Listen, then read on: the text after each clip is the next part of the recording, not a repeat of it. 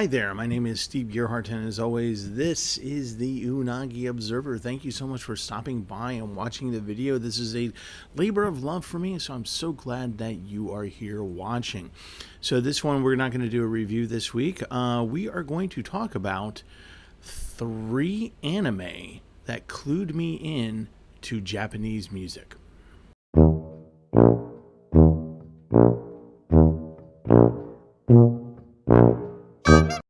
Alright, 3 anime that clued me into the Japanese music scene.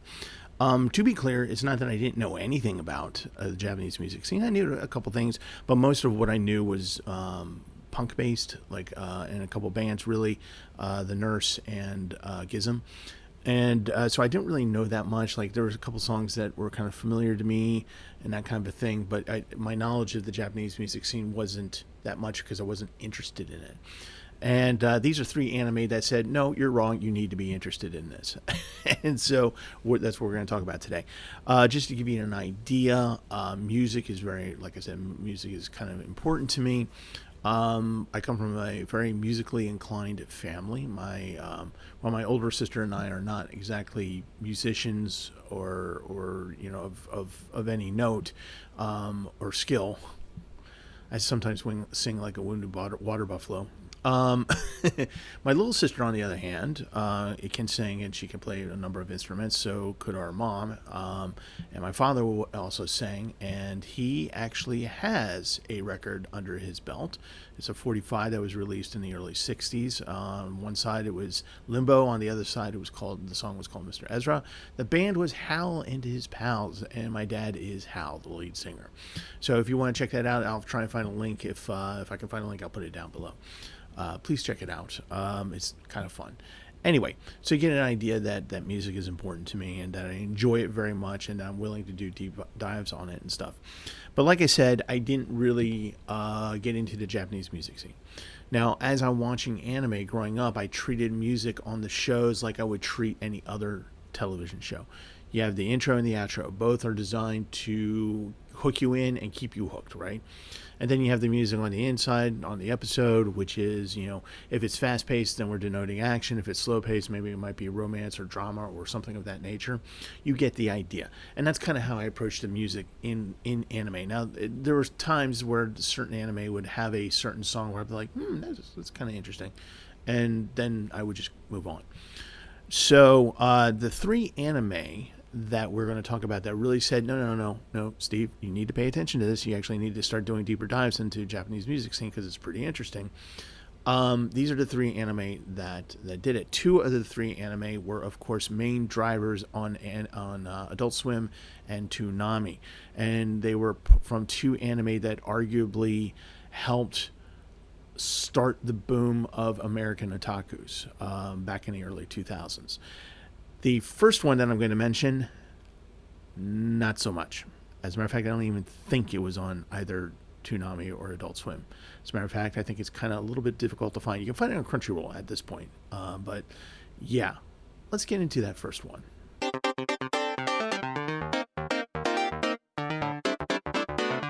So the very first song that clued me into that I probably should pay more attention to the Japanese music scene came from when I went to Otakon, one of my first Otakons, to kind of go to one of the video rooms to get a list of anime that I might want to check out and enjoy. This was before I had a YouTube channel, and I was just kind of watching anime for me.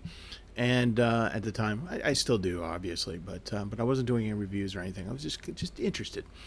So I went to Otakon and I went to one of the video rooms, and one of them had this anime called DNA Squared.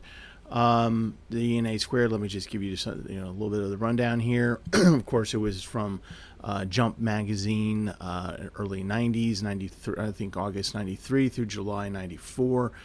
5 volumes. It got the anime treatment through Madhouse.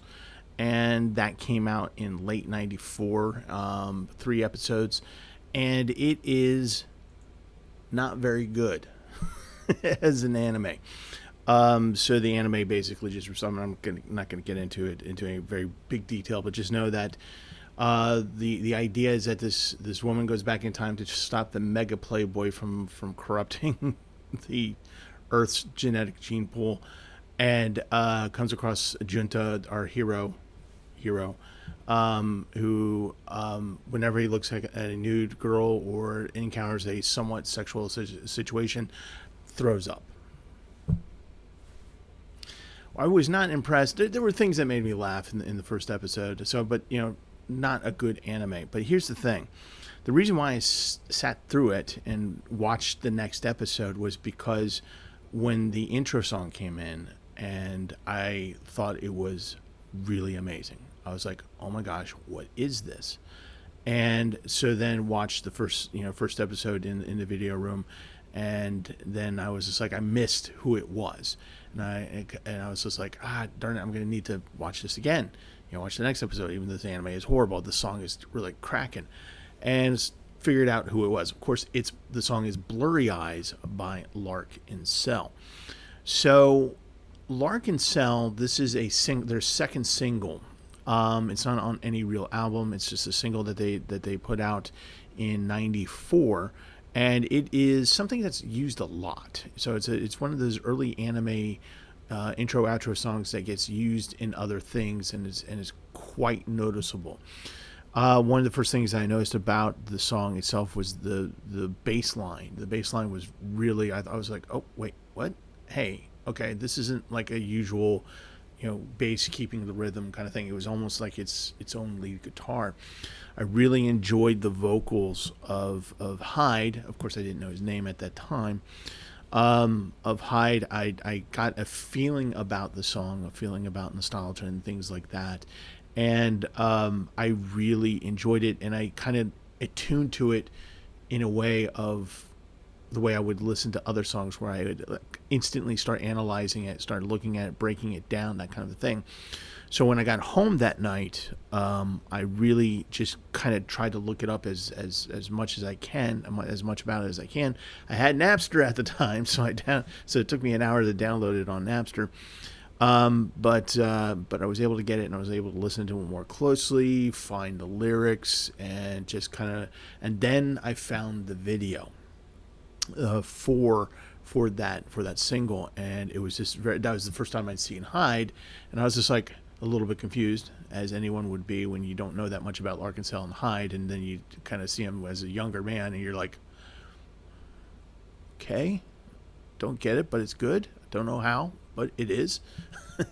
So, but what that did for me was I went down the rabbit hole. So I went down the rabbit hole of looking at Lark and Cell.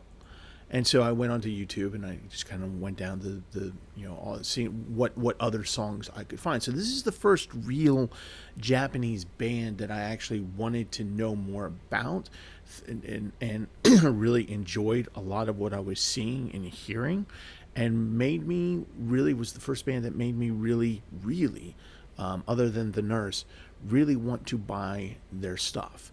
I don't speak Japanese, but I liked how their music composition. I really enjoyed it, and it was different. Now it's J-pop, right? It's Japanese pop music, but it's different than American pop music. I think we can all agree with that. So this was kind of a new door for me that opened up, and just like going, oh, okay, maybe I should be paying more attention to these intro and outro songs, and seeing what I can glean from them, and maybe there's a thing to this. Shocker, there is. So when you put together an anime, obviously music is a huge deal about it, which I did not know until I heard this song. And then that spun me into going, I need to pay more attention to the intro and outro songs. I need to pay attention to who is doing it, and I need to look them up if I really like it, and just kind of see if there's more to this. Instead of treating it as here's a 60-second bit that's catchy, maybe there's more to the song. Like maybe this is an actual full song. Surprise, they are in Japan. So that led me down the route of finding other bands by listening to the intro and outro songs and going, hey, I really like this. hey, I really like that. Let me check these guys out and let me take a listen and see if these are things worth pursuing, or maybe this is a one-shot deal. This is their best song, whatever that happens. And but yeah, that's kind of opened the door to me to going, hey, maybe I should pay a little bit more attention to this, and through anime. So, good job, Larkansel. Good job, Hyde, in giving me one of the band's favorite. This is my favorite song, Larkansel's song, which is "Blurry Eyes." If I can find a link to it, it'll be down below, and I hope you enjoy it.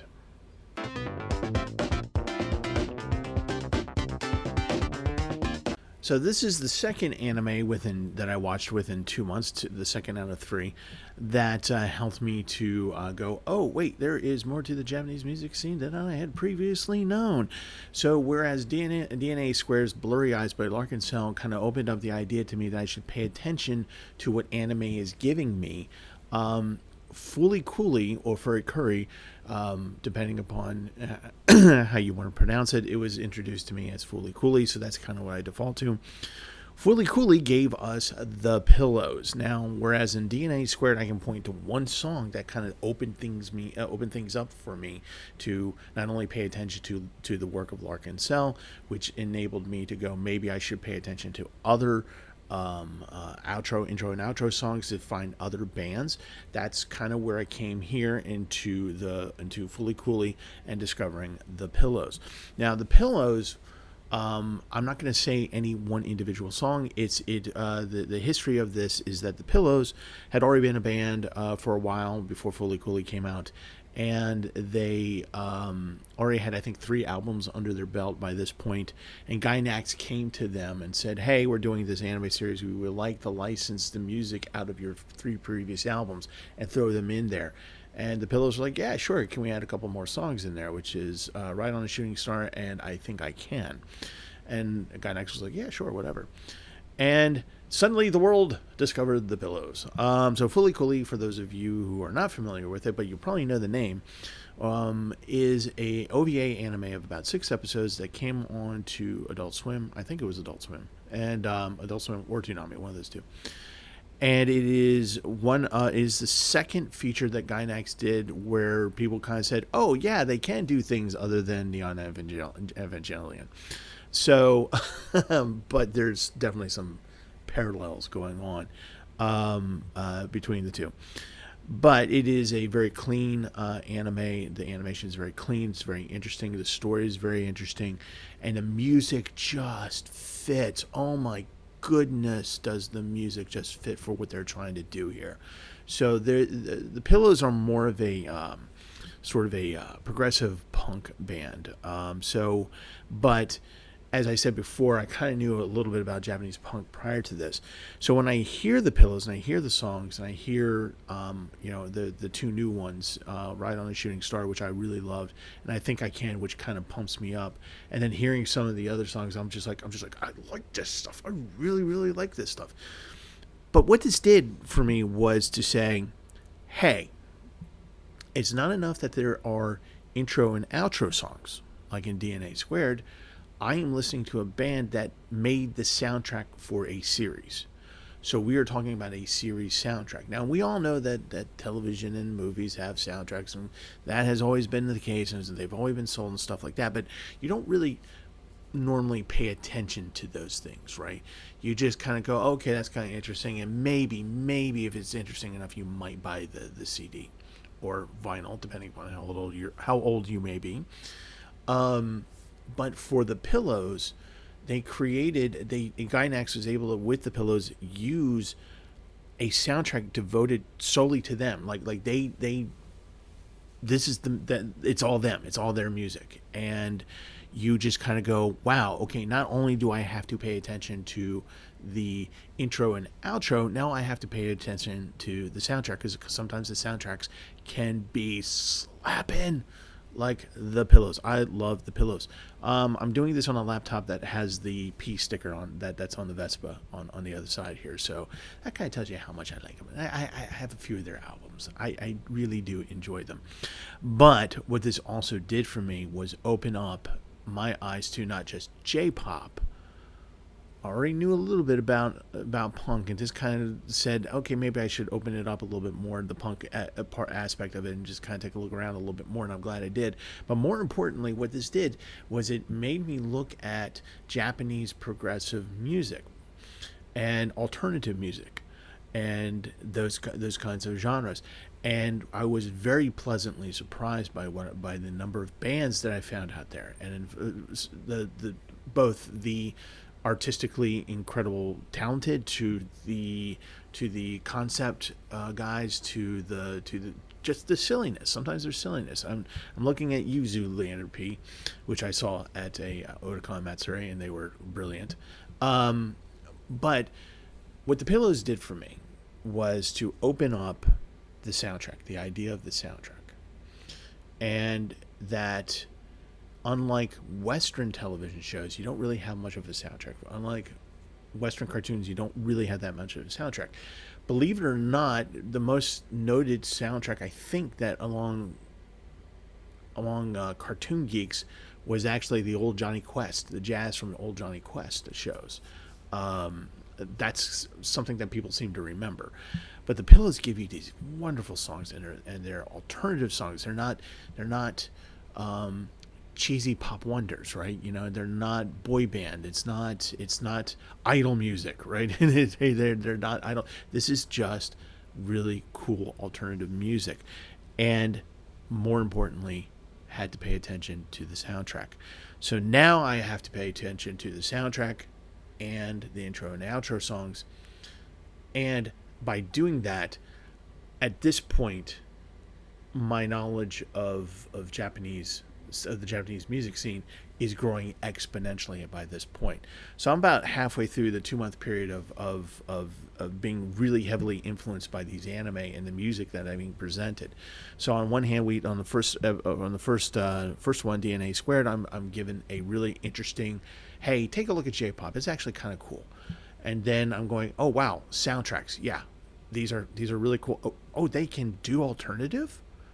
Wow. Okay, mind blown. All right, early 2000s. So now let's get into the last one, which is, well, I'm kind of hard pressed to say that you won't know what this soundtrack is.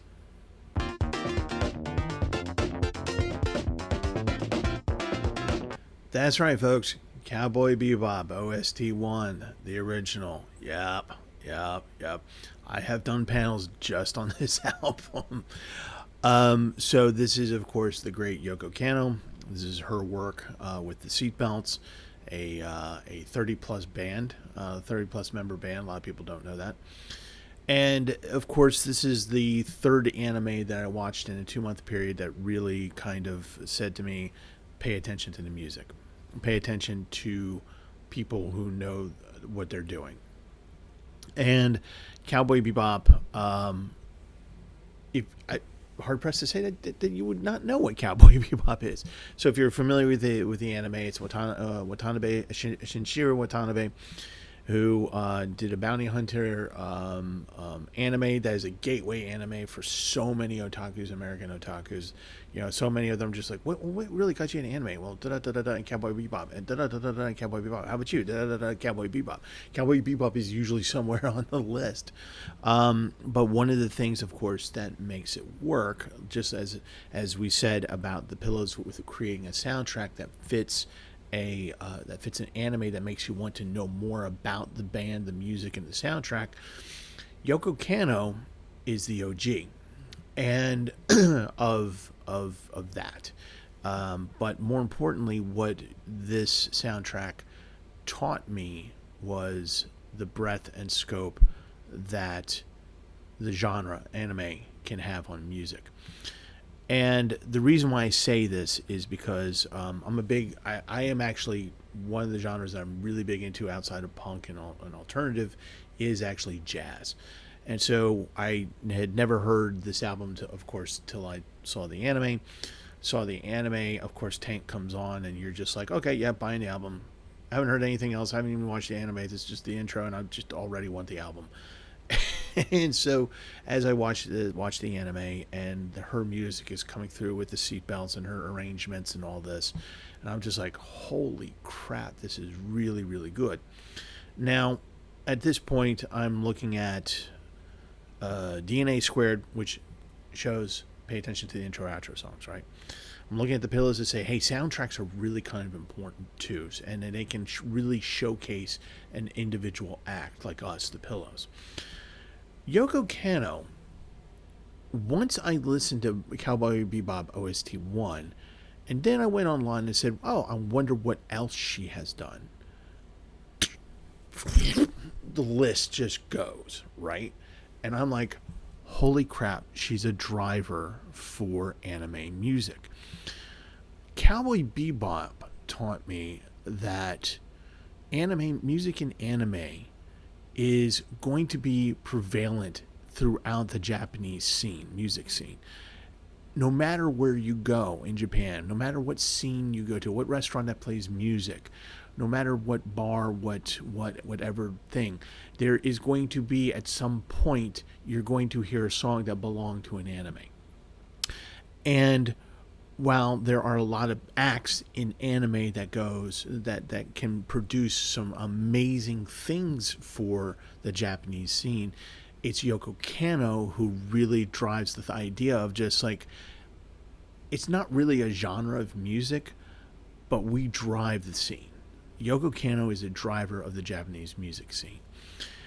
And the reason why I say she can be a driver is because it's not just the jazz. You look at Macross, I'm blanking on the pop song, but then you look at Ghost in the Shell. Oh my goodness, Ghost in the Shell, Rise, Ortega, I Can't Be Cool, Get Nine. Oh my gosh, Ghost in the Shell, right? So you have jazz, you have technical music, you have technical electronic music. Then you get Kids on the Slope, where she goes, okay, I'm just going to do my version of the classic jazz pieces. And I'm like, so if I can find somebody who's like Yoko Kanno and just enjoy this breadth of work. Again, I've done a panel on just Cowboy BeBop OST 1 soundtrack. I will actually be doing at Gen Con this year in 2026, hopefully doing the Yoko Kanno verse, where I'm going to talk about a lot of her stuff, going from Escaflowne to Ghost in the Shell, to Bebop, of course, and any other stuff, and also the radio play she did, which was, the radio play itself was not that good, but her music is awesome. Anyway, but Yoko Kanno gives you this permission almost to say, I like anime music. I like the music in anime. And we have a lot of talented people in there, and then we have certain drivers like Yoko Kanno in there that do things, and we have popular bands like or bands that do very well like the Pillows, and we have bands that can create catchy tunes like Larkin Cell. But it's Yoko Kanno that kind of ties all these different types of genres together in her ability to be able to go to each and every anime on her own and create an arrangement for it. The arrangement you get out of Wolf's Rain is not going to be the same as Cowboy BeBop. It's not going to be the same as Ghost in the Shell. It's not going to be the same as Escaflowne. That's talent, okay? But that also tells you anime can inhabit, can take in, can house any type of music. And when you understand that, and you understand that these songs are made by Japanese artists, then you have to stop for a moment and go, I need to know more. And then you dive in. Thank you, Yoko Kanno. Thank you, The Pillows. Thank you, Larkin Cell. Thank you for opening my eyes up to the Japanese music scene.